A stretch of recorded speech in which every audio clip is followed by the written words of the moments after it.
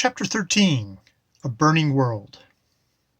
Overwhelmed with floods and whirlwinds of tempestuous fire. Paradise Lost, Book 5. We now approach within 200,000 miles of the planet. All at once, a red ball appeared, floating out from behind her disk over the dark side of her hemisphere. "Venus's moon looks more angry than usual tonight," said Dr. Hamovel. "What?" I exclaimed.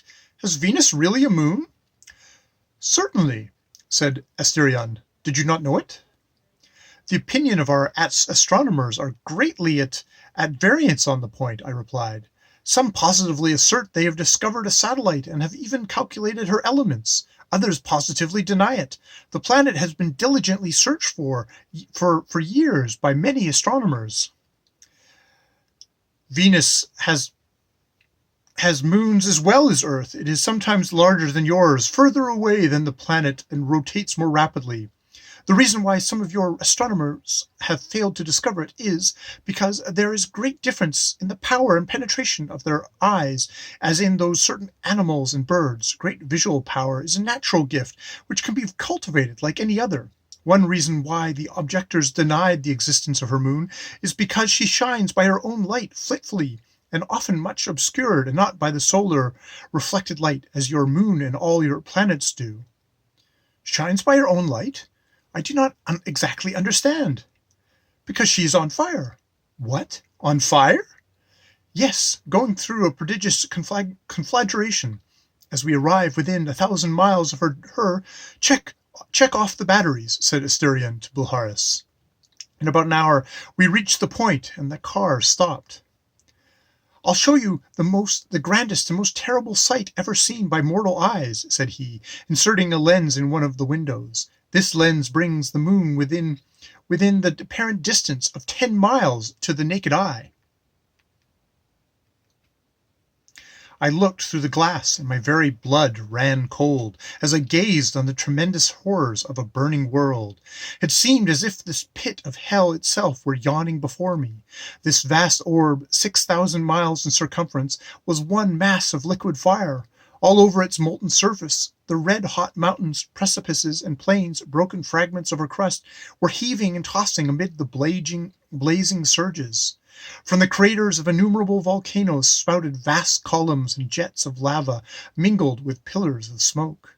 Fiery whirlwinds and vortices swept over the surface. Great black clouds and vapor hung like vast canopies high above, ripped and torn asunder in all directions, at times enshrouding the hellish pandemonium in shimmering darkness, while ever and anon great sheets and flashes of cosmic lightning threw a ghastly glare over the awful scene. You now behold the last act of the tragic drama which closes the career of a dying world," said Asterion.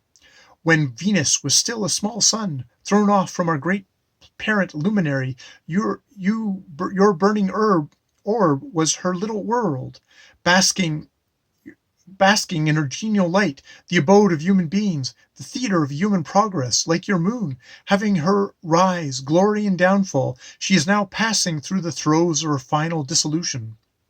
When in future ages Venus shall become fitted for the abode of man, this burning world shall have exhausted her fires and become a cold and lifeless moon, like yours, shining by reflected light and filling her appointed sphere as queen of the Venusian night.